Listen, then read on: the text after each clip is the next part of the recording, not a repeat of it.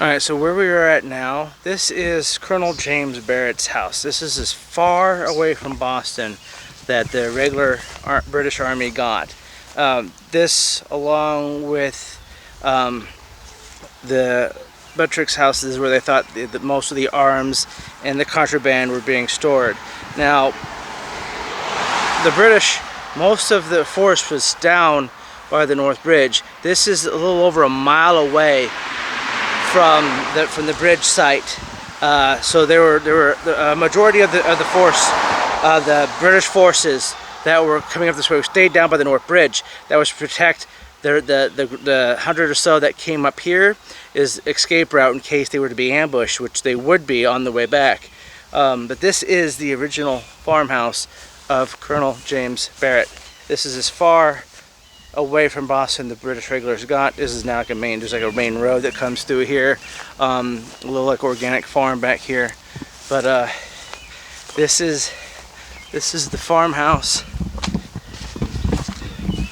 You can see if you can see through there's actually not much in there. I'm not for sure just what they do with this property. I do know that it's open to the public. People can come, like, I mean, as far as like coming to the area, like they don't have it. I don't see where they have it open. I don't see any store hours, but people are in here doing some things. Here's the back, modern staircases. These are quite modern, but no, it looks like they do have plans for something, but they don't have anything up today. And like I said, this is not the anniversary. Obviously, I'm doing this on the 4th of July. But this all took place on the 19th of April of 1775. And this was taking place, during, the Continental Congress had been meeting, had been, getting delegates together. Again, this is 1775. They were trying to prevent war themselves. And the Minutemen that were ordered here initially were told not to engage. That was at Lexington. Well, once the massacre at Lexington, where the colonists were shot, why no British soldiers took any casualties at Lexington in the morning. By the time they got here, the Minutemen from around the countryside had decided they weren't going to allow their countrymen to be shot down by British regulars, and so the Minutemen swarmed up to like thousands, like 4,000 or so, and they started surrounding the British forces. The British regular army that was up here, but this is as far away from Boston they got here. They couldn't find any guns, they couldn't find any cannon. It was all moved. Paul Revere's midnight ride, the redcoats are coming, the redcoats are coming. Even though he was not able to make it all the way, he got captured.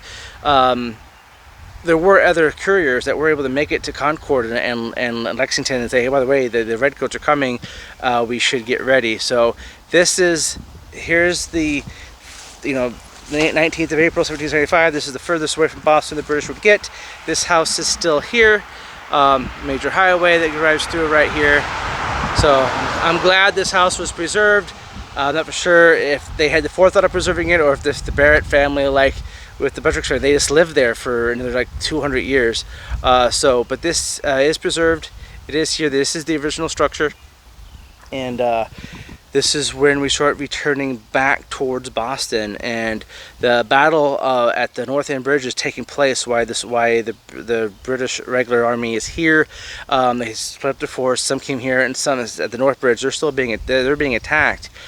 So this detachment starts heading back towards that bridge, and then they start being attacked from all sides, and they will be attacked all the way back to Lexington.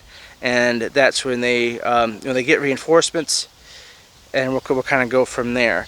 But so this is Colonel James Barrett's house. This is the residence in which he lived, and where the British regular forces were trying to prevent conflict by seizing all the arms and weapons of mass destruction and all of the colonial arms, and the idea of preventing the war. That was the idea. We were going to prevent the war if we removed all the weapons from the colonists. They couldn't defend themselves or fight back. So that failed, and now we have the American Revolution starting on April 19th, 1775. All right, well, onward to the next location.